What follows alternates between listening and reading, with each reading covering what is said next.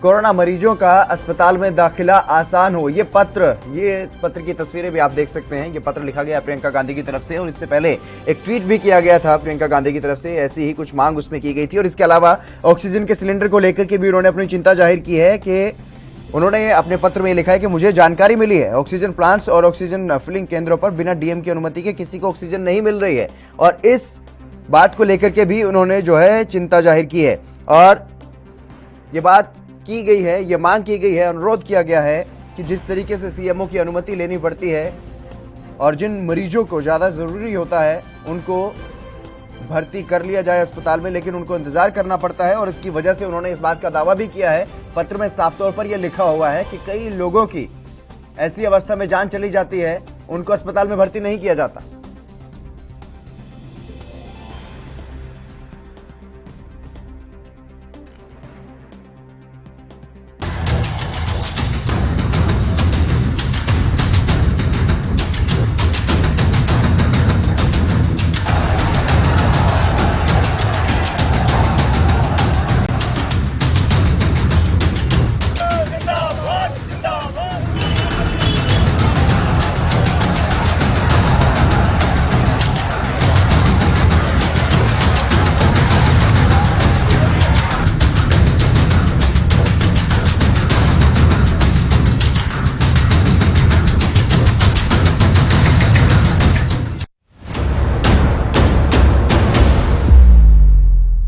हक की बात।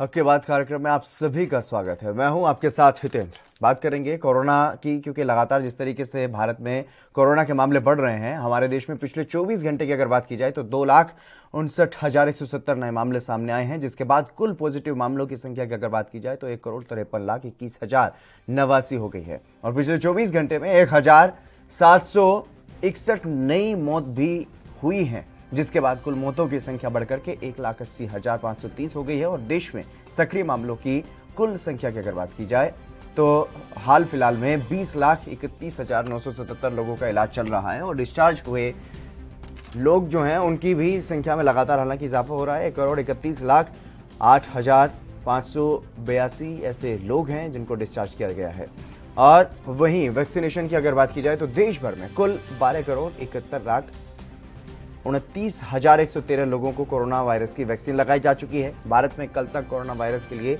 कुल 26,94,14,035 सैंपल टेस्ट किए गए, जिनमें से 15,19,486 सैंपल कल टेस्ट किए गए। वहीं कोरोना के बढ़ते कहर को देखते हुए प्रधानमंत्री नरेंद्र मोदी की तरफ से इस बात का ऐलान किया गया है कि 1 मई से 18 साल से ऊपर के सभी नागरिकों को वैक्सीन दी जाएगी, जिसे लेकर के आज शाम 6 बजे प्रधानमंत्री वीडियो कॉन्फ्रेंसिंग के जरिए वैक्सीन निर्माताओं के साथ भी बैठक करेंगे और कोरोना से देश के लोगों को बचाने के लिए हर संभव प्रयास किए जा रहे हैं। राज्य सरकारें अपने स्तर पर फैसला ले रही हैं, कहीं पर वीकेंड कर्फ्यू, कहीं पर नाइट कर्फ्यू, तो कुछ जगहों पर लॉकडाउन जैसी भी बातें सामने आ रही हैं। तो देश की राजधानी दिल्ली में लॉकडाउन लगाया भी जा चुका है, लेकिन इस बीच जो खबरें सामने आ रही हैं, जो तस्वीरें सामने आ रही हैं, कहीं जनता की तरफ से लापरवाही बरती जा रही है तो कहीं प्रशासन की तरफ से, जिससे कोरोना को रोकने के लिए जो कोशिशें की जा रही हैं वो नाकाम साबित हो रही हैं। क्योंकि कई जगहों पर जहां लॉकडाउन या कोरोना कर्फ्यू लगाया गया है,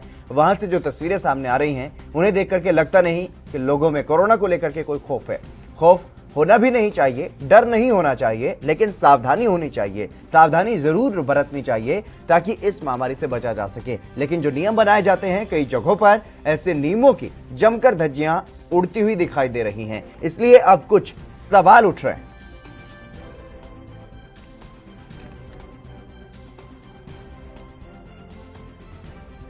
अब कुछ सवाल उठ रहे हैं क्योंकि तस्वीरें जो सामने आ रही हैं, कई जगहों पर भारी भीड़ जो देखने को मिल रही है। कोरोना के प्रकोप के बीच भी लापरवाही क्यों बरती जा रही है, चाहे वो सरकार की तरफ से, प्रशासन की तरफ से हो या फिर जनता की तरफ से, क्यों नहीं बरती जा रही सावधानी? ये अपने आप में एक बड़ा सवाल है। आम लोग, हम लोग, हमारे लिए नियम बना दिए गए हैं, जानकारी हमें मिल चुकी है, उसके बाद भी हम लोग सावधान नहीं हो रहे हैं, सतर्क नहीं हो रहे हैं। क्या फिर से पूरे देश में लॉकडाउन लगा देना चाहिए? ये एक सवाल पिछले कई दिनों से उठ रहा है हमारे समाज के बीच। क्या पूरे देश में एक बार फिर से लॉकडाउन लगा देना चाहिए? क्या लोगों में कोरोना के बजाय लॉकडाउन का ज्यादा डर है? अगर लॉकडाउन का ज्यादा डर है भी तो फिर लोगों को सतर्क हो जाना चाहिए, सावधान हो जाना चाहिए। अगर मामले नहीं बढ़ेंगे तो लॉकडाउन नहीं लगेगा। लेकिन अगर मामले इसी तरीके से बढ़ते रहेंगे तो सरकार को मजबूरी में लॉकडाउन लगाना पड़ेगा। अगर केंद्र सरकार नहीं लगाएगी तो राज्य सरकारों ने शुरू कर दिया है अब लॉकडाउन पर विचार करना। आप हमें अपनी राय दे सकते हैं इन तमाम सवालों पर। आपकी टीवी स्क्रीन पर लगातार सवाल भी और 2 नंबर भी लगातार फ्लैश किए जा रहे हैं ताकि आप अपनी जो राय है वो इन फोन नंबर्स पर दे सकें।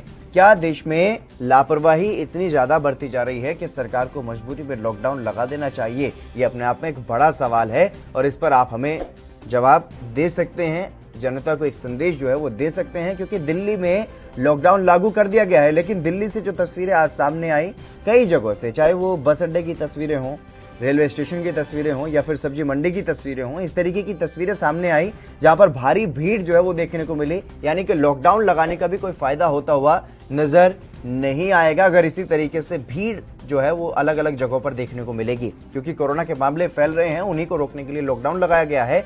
और लॉकडाउन में भी इस तरीके की अगर नियमों की धज्जियां उड़ाई जाएंगी तो फिर कोरोना कैसे रुकेगा, ये बड़ा सवाल है। और क्या देश में लॉकडाउन लगा देना चाहिए, इस पर आप जवाब दे सकते हैं, अपनी राय दे सकते हैं।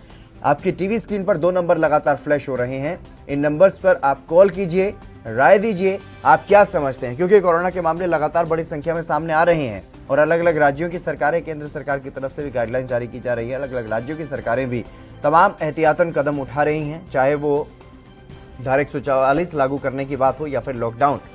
हर तरीके से कोरोना की चेन को तोड़ने की कोशिशें जो हैं वो की जा रही हैं राज्य सरकारों की तरफ से। लेकिन जनता में कहीं ना कहीं इस बात को लेकर के डर है कि लॉकडाउन की वजह से रोजी रोटी चली जाएगी और उसी के चक्कर में जो भीड़ है या फिर जो प्रवासी मजदूर हैं वो घर पर लौटने के लिए बेताब दिखाई दे रहे हैं।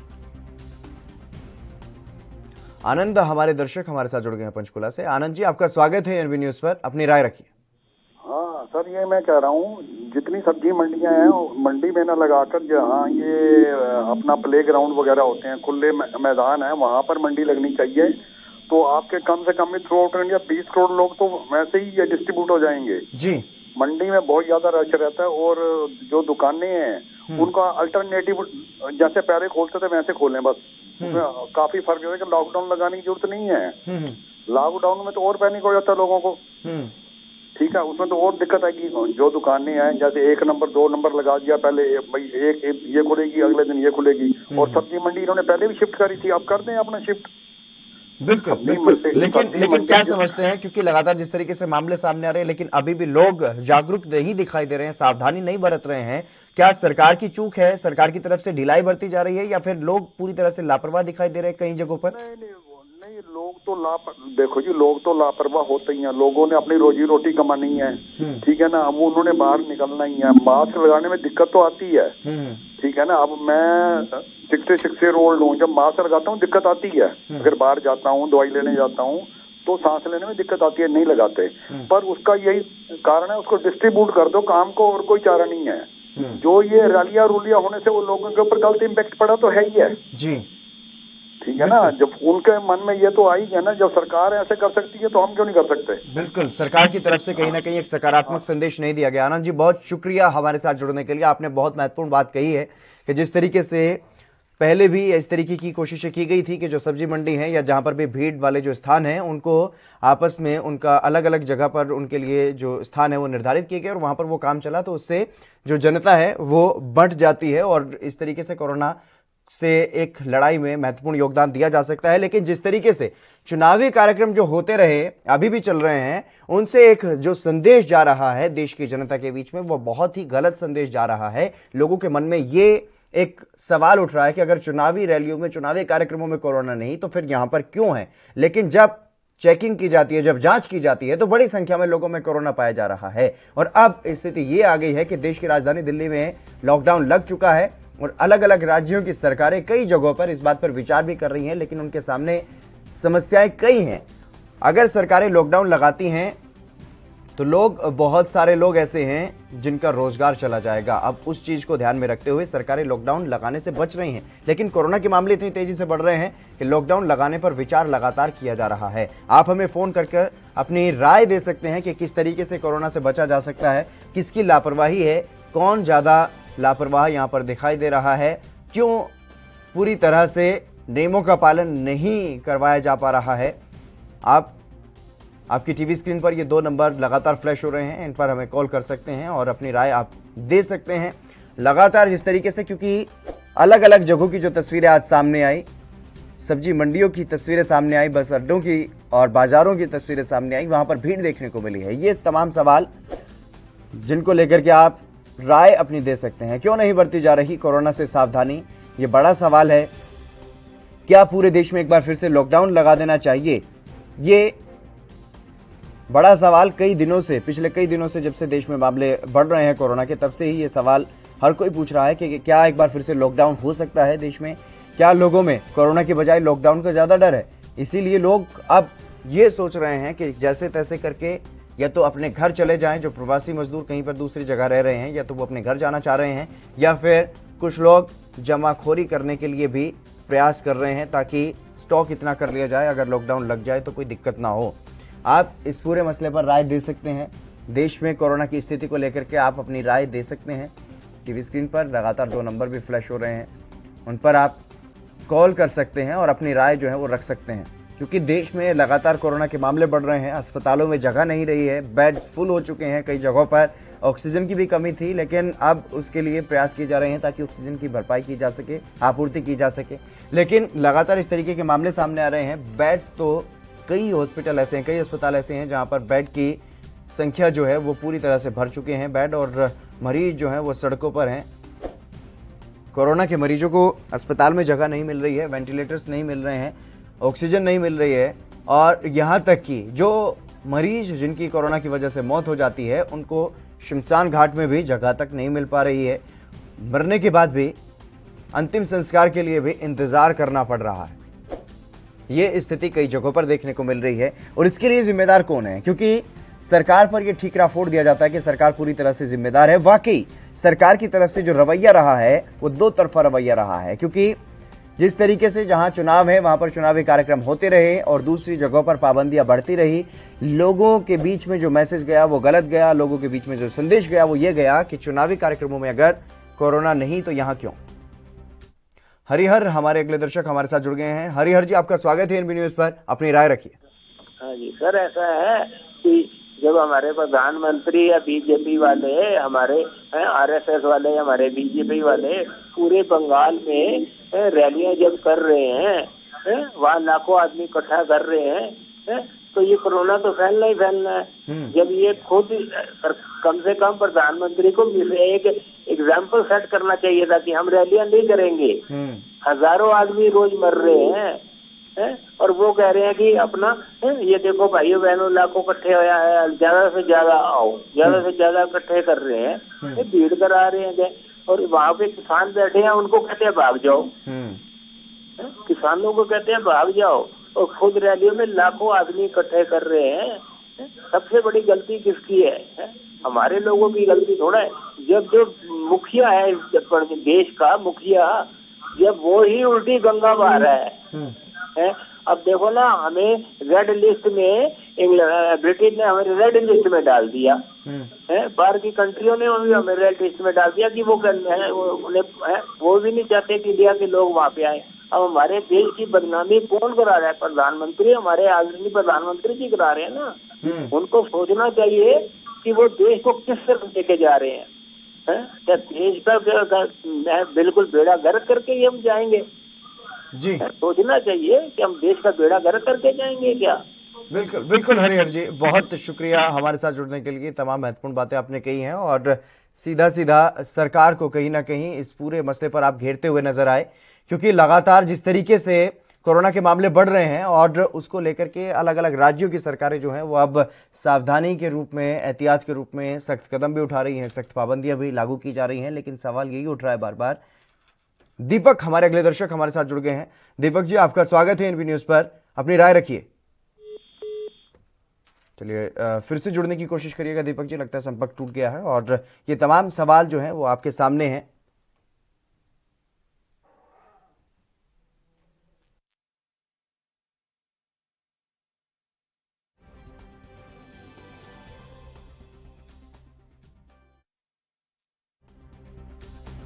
तो क्या लोगों में कोरोना के बजाय लॉकडाउन का ज्यादा डर है? क्योंकि जहां पर लॉकडाउन या फिर कर्फ्यू जैसी स्थिति है वहां पर बाजारों में, सब्जी मंडी में, बस अड्डों पर बहुत ज्यादा भीड़ जो है वो दिखाई दे रही है। लोग अपने घरों से बाहर निकल करके, जो प्रवासी मजदूर हैं वो अपने घर वापस जाना चाहते हैं, या फिर कुछ लोग ऐसे भी हैं जो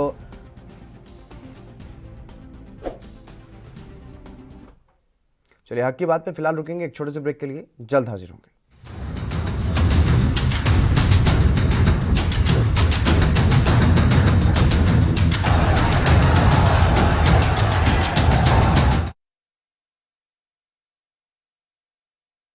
गुरु तेग बहादुर सिंह। मेरा नाम जोगिंदर सिंह, हेड ग्रंथी गुरुद्वारा तमतान साहब, ਜ਼ਿਲ੍ਹਾ ਜੀਂਦ। ਸ੍ਰੀ ਗੁਰੂ ਤੇਗ ਬਹਾਦਰ ਮਹਾਰਾਜ ਜੀ ਨੇ ਇਸ ਪਾਵਨ ਪਵਿੱਤਰ ਸਥਾਨ ਤੇ ਆਪਣੇ 2 ਵਾਰੀ ਚਰਨ ਸਪਰਸ਼ ਕੀਤੇ। ਜਦੋਂ ਉਹਨਾਂ ਨੇ ਕੈਥਲ ਸਰ ਕੀਤਾ, ਟਵਾਣਾ ਸਰ ਕੀਤਾ, ਇਹ ਸਤਿਗੁਰਾਂ ਜੀ ਦਾ ਪਾਵਨ ਸਥਾਨ ਜਾਣ ਕੇ ਇਹ ਸ੍ਰੀ ਸਾਹਿਬ ਸਤਿਗੁਰਾਂ ਜੀ ਤੇ ਇੱਥੇ ਸੁਭਾਈਮਾਨ ਕੀਤੀ ਗਈ। ਰਾਜਾ ਗਜਪਤ ਰਾਏ ਜੀਂਦ ਰਿਆਸਤ ਦਾ ਰਾਜਾ ਸੀਗਾ, ਜੋ ਗੁਰੂ ਸਾਹਿਬ ਜੀ ਤੋਂ ਬਹੁਤ ਪ੍ਰਭਾਵਿਤ ਸੀਗਾ। ਅੱਗੇ ਚੱਲ ਕੇ ਉਸ ਦਾ ਪੋਤਰਾ ਜਿਹੜਾ ਰਾਜਾ ਰਘੁਬੀਰ ਸਿੰਘ ਜੀ, ਉਸ ਨੇ ਇਸ ਪਾਵਨ ਸਥਾਨ ਨੂੰ ਗੁਰੂ ਕੇ ਲੰਗਰਾਂ ਵਾਸਤੇ ਕਰੀਬਨ 750 ਏਕੜ ਜ਼ਮੀਨ ਜਿਹੜੀ ਉਹ ਭੇਟ ਕੀਤੀ। ਧੰਨ ਗੁਰੂ ਤੇਗ ਬਹਾਦਰ ਸਾਹਿਬ ਮਹਾਰਾਜ ਜੀ ਦੀ ਇਸ ਸਥਾਨ ਤੇ ਬਹੁਤ ਵੱਡੀ ਕਿਰਪਾ ਹੈ। ਜਿਹੜਾ ਵੀ ਇਸ ਸਥਾਨ ਤੇ ਹੁੰਦਾ ਹੈ, ਅੱਜ ਵੀ ਗੁਰੂ ਸਾਹਿਬ ਜੀ ਕਿਰਪਾ ਕਰਦੇ ਨੇ।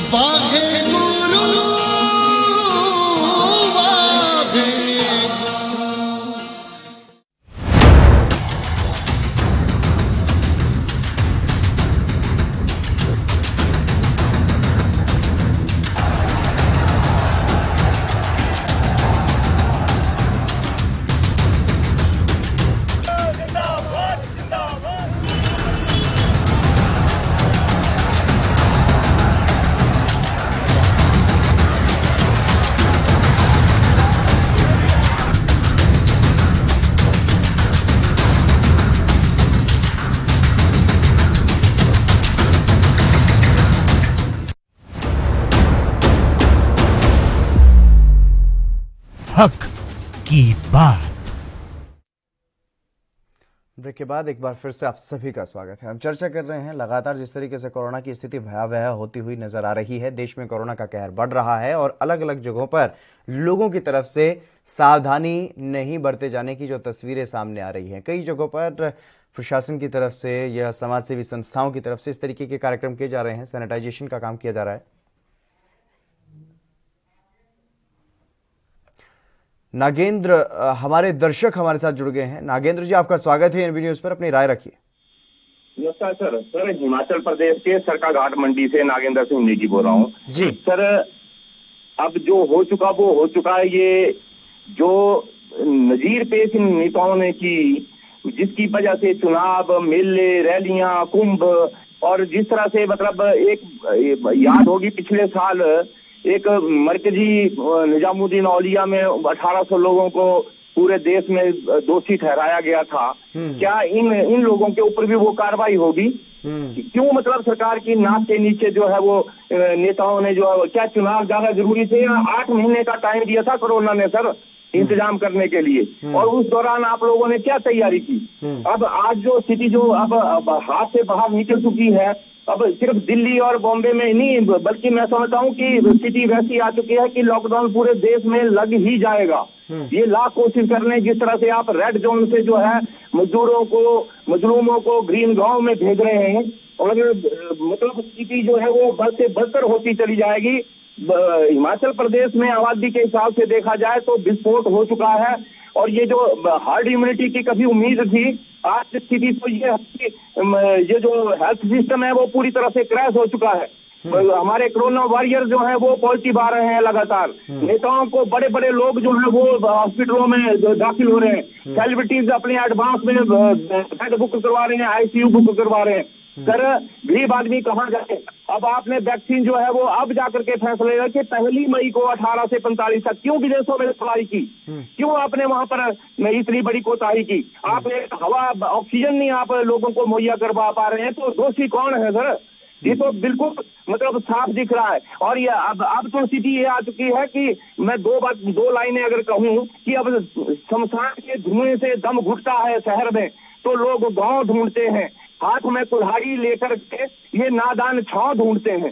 जय हिंद। बिल्कुल बिल्कुल नागेंद्र जी, बहुत शुक्रिया हमारे साथ जुड़ने के लिए। राजेश जी हमारे अगले दर्शक हमारे साथ जुड़ गए हैं। राजेश जी, आपका स्वागत है एनबी न्यूज पर, अपनी राय रखिए सर। सर नमस्कार जी, मैं आजकल के हालात को देखते हुए मैं सब भारतवासियों से निवेदन करूंगा कि बेवजह घर से बाहर ना निकलें और ये कोरोना जो है बहुत खतरनाक होता जा रहा है। और मैं सरकार, राज्य सरकार और दिल्ली सरकार से निवेदन करूंगा कि ज्यादा से ज्यादा वैक्सीन पर ध्यान दे और टेस्टिंग पर ध्यान दे। तो दिल्ली के अंदर तो वैक्सीन बहुत नाम मात्र लग रही है और टेस्टिंग का भी यही हाल है। लेकिन राजेश जी, जिस तरीके से दिल्ली की भी अगर बात की जाए, जो लोग हैं वो या तो बस अड्डों की तरफ निकल रहे हैं, या फिर अगर सब्जी मंडी की बात की जाए तो सुबह सुबह लॉकडाउन के बावजूद भी सब्जी मंडी में ऐसी भीड़ जो आम दिनों में देखने को मिलती है, तो इसके लिए कहीं ना कहीं लोग ही तो जिम्मेदार हैं सर, जो कोरोना इतनी बड़ी संख्या में फैल रहा है। चलिए राजेश जी, बहुत शुक्रिया हमारे साथ जुड़ने के लिए। बेवजह घर से बाहर निकल रहे हैं, हमें को भी थोड़ा बहुत सोचना चाहिए। खाली सरकार को भी थोड़ा ध्यान दे कि इस पे थोड़ा सख्ती से सख्त करे और टेस्टिंग का टेस्टिंग बढ़ाए। वह कोरोना वैक्सीन के टीके के लिए भी थोड़ा सा ज्यादा कैंपों का इंतजाम किया जाए ताकि लोगों को वैक्सीन लग सके। चलिए, बहुत बहुत शुक्रिया राजेश जी हमारे साथ जुड़ने के लिए। तमाम महत्वपूर्ण बात आपने भी कही है। लोगों को अपनी जिम्मेदारी समझनी होगी, लोग अपने घर से ना निकलें, जरूरी हो तभी निकलें, क्योंकि बहुत ज्यादा बड़ी संख्या में लोग ऐसे हैं जो बेरोजगार हैं या फिर जो दिन में कमाते हैं और उसी दिन खाते हैं। अगर एक दिन कमाई करने ना जाए तो उनको खाने के लिए बहुत मुश्किलों का सामना करना पड़ता है। तो ऐसे में उन लोगों के सामने सबसे बड़ी समस्या है लॉकडाउन लग जाने के बाद दिल्ली में। आप अपनी राय दे सकते हैं। 2 नंबर आपकी टीवी स्क्रीन पर फ्लैश हो रहे हैं लगातार। जो सवाल सामने आ रही हैं, सवाल यही है कि जिस तरीके से लगातार कोरोना के मामले बढ़ रहे हैं वो काफी चिंताजनक है। वरुण हमारे अगले दर्शक हमारे साथ जुड़ गए हैं। वरुण जी, आपका स्वागत है एनबी न्यूज पर, अपनी राय रखिए सर। सर मैं अभी पूरे भारत में लॉकडाउन लगना चाहिए। जी, मैं कह रहा हूँ पूरे भारत में लॉकडाउन लगना चाहिए। जी जी, बिल्कुल बिल्कुल वरुण जी, आपकी राय भी महत्वपूर्ण है। बहुत शुक्रिया हमारे साथ जुड़ने के लिए, अपनी बात रखने के लिए। लेकिन लॉकडाउन लगाने के लिए सरकार को काफी कुछ सोचना पड़ता है, समझना पड़ता है, क्योंकि पहली बार जब लॉकडाउन लगा तो लोग पैदल अपने अपने घरों को, अपने अपने शहरों को जाने लगे थे और अभी भी दिल्ली में यही स्थिति एक बार फिर से बन रही है। संजीव हमारे अगले दर्शक हमारे साथ जुड़ गए हैं। संजीव जी, आपका स्वागत है एनबी न्यूज पर, अपनी राय रखिए सर। बिल्कुल, लॉकडाउन तो लगना नहीं चाहिए अभी। जी, देश की अर्थव्यवस्था पूरी खत्म हो जाएगी। जी, तो किस तरीके से समाधान निकलेगा सर? क्योंकि सरकार गाइडलाइंस जारी कर रही है, लेकिन ना तो खुद पालन कर रहे हैं सरकार से जुड़े हुए लोग, नेता, और ना ही जनता उन पर फिर भरोसा कर पा रही है, ना ही जनता भी उनका गाइडलाइंस का जो है पालन नहीं कर पा रही। अभी तो एक ही सुरक्षा है, धारा 144, जैसे सब चीज मॉल, शॉप या दुकानें ऊपर खुला रहना चाहिए और सोशल डिस्टेंस बना के ही संभाल लेना चाहिए, वही है एक समाधान। लेकिन सर लापरवाही बरत रहे हैं लोग, कैसे रुकेंगे? हाँ, ये तो बहुत दिक्कत वाली चीज है, लापरवाही तो बरत रहे हैं। चलिए, जनता को समझना चाहिए वो चीज। बिल्कुल बिल्कुल संजीव जी, बहुत शुक्रिया हमारे साथ जुड़ने के लिए। अपनी महत्वपूर्ण बात आपने भी रखी है कि लॉकडाउन फिलहाल नहीं लगाया जाना चाहिए, धारा 144 लागू हो और किसी भी तरीके से लोगों से सामाजिक दूरी का, शारीरिक दूरी का पालन करवाया जाए। वीरेंद्र हमारे अगले दर्शक, सुरेंद्र हमारे अगले दर्शक हमारे साथ जुड़ गए हैं। सुरेंद्र जी, आपका स्वागत है एनबी न्यूज पर, अपनी राय रखिए सर। सर मैं हिमाचल प्रदेश से बोल रहा हूँ, नदौल से बोल रहा हूँ, डिस्ट्रिक्ट हमीरपुर का रहने वाला हूँ जी। तो सर मैं आपसे एक अनुरोध करना चाहता हूँ कि अभी मैं आपका ही चैनल में देख रहा था जी, तो सर मैं आपसे रिक्वेस्ट करता हूँ मीडिया के द्वारा कि ज्यादा से ज्यादा लोगों को यही कहा जाए कि मास्क तो निरंतर अपने मुंह पे लगाए रखें और सोशल डिस्टेंसिंग है वो तो रखनी चाहिए। बाकी मन सर, जो मैंने सुना कि नेताओं के बारे में कुछ कह रहे हैं या किसी के बारे में कह रहे हैं, उनसे कहने के बजाय ये है कि लोगों को अपने आप ही इस चीज को ना, जैसे पहले हुआ था ये पिछले साल, उसको समझ लेना चाहिए कि उससे सबक लेना चाहिए कि हमें किस तरह नेक्स्ट स्टेज में चलना चाहिए, क्योंकि सेकंड स्टेज का जो वायरस है ये काफी तेजी से हवा में चल रहा है। सुनने में यही आ रहा सर। बिल्कुल बिल्कुल सुरेंद्र जी। तो सर आपसे यही रिक्वेस्ट है, क्योंकि मीडिया में तो कई चीजें उठती हैं, ये कई चीजें कहीं ना कहीं कोई नेता कह रहे, कोई प्रधानमंत्री जी सही नहीं है, कहीं राहुल गांधी जी सही नहीं है, कहीं सही नहीं है, इनका दोष नहीं है, जो चल रहा है सर, चल रहा है, वो भी एक आम आदमी है, आप भी आम आदमी है, हम भी आम आदमी है, और जो जनता है वो भी आम आदमी है। हर किसी को सर एक दूसरे को मिलजुल कर आपस में जो है सहयोग करना चाहिए, तभी जाके ये जो हम यहाँ पे हम जीत हासिल कर पाएंगे, और कोई इसका मुद्दा नहीं है सर। बिल्कुल बिल्कुल सुरेंद्र जी, बहुत महत्वपूर्ण बात आपने कही है, बहुत शुक्रिया हमारे साथ जुड़ने के लिए। और इतनी महत्वपूर्ण बात आपने कही है कि हर कोई, चाहे वो प्रधानमंत्री हैं, राष्ट्रपति हैं, या फिर कोई गरीब मजदूर है, सभी आदमी हैं, इंसान हैं, और किसी में भी ये बीमारी फैल सकती है। इसलिए लापरवाही ना बरती जाए, ऐसे लोगों को देख करके, ऐसे नेताओं को देख करके जो रैलियां कर रहे हैं उन पर दोष ना मढ़ा जाए। खुद सावधानी बरतनी होगी, खुद जिम्मेदारी लेनी होगी। सुखविंदर, हमारे अगले दर्शक हमारे साथ जुड़ गए हैं। सुखविंदर जी, आपका स्वागत है एनवी न्यूज पर, अपनी राय रखिए सर। सर, मैं ये कहना चाहता हूँ कि ये जो कोरोना वायरस जो फैलन का कारण ये अपनी पूरी सरकार सर जी, क्योंकि सरकार अपनी राजनीति का फायदा लैन वास्ते ये जो कर रही है, रैलियां कर रही हैं, इलेक्शन करवा रही हैं। और पंजाब, साढ़े पंजाब, मैं पंजाब से बोल रहा हूँ सर, गुरदासपुर से। जी जी हाँ, तो हमारे पंजाब में भी ऐसे ही है सर कि सर सरकार जो राजनीति पार्टियां पूरी रैलियां कर रही हैं, लाखों लोगों का जसर जहाँ से कोरोना वायरस फैल रहा। बिल्कुल बिल्कुल बिल्कुल सुखविंदर जी, बहुत शुक्रिया हमारे साथ जुड़ने के लिए, तमाम बातचीत करने के लिए। हक की बात कार्यक्रम में आज के लिए बस इतना ही। आप बने रहिए एएनबी न्यूज के साथ।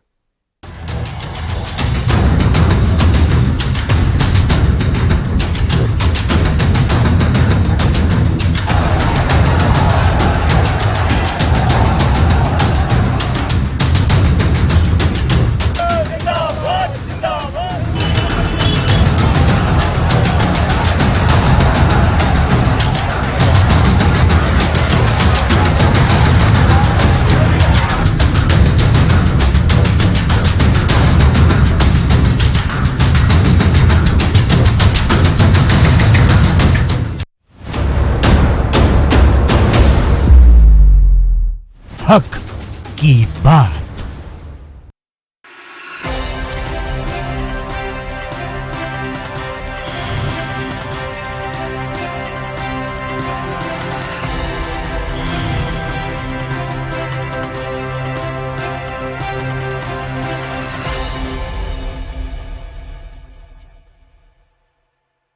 कम ब्रेक और ज्यादा खबरों के साथ देखिए ANB news in channel number पर।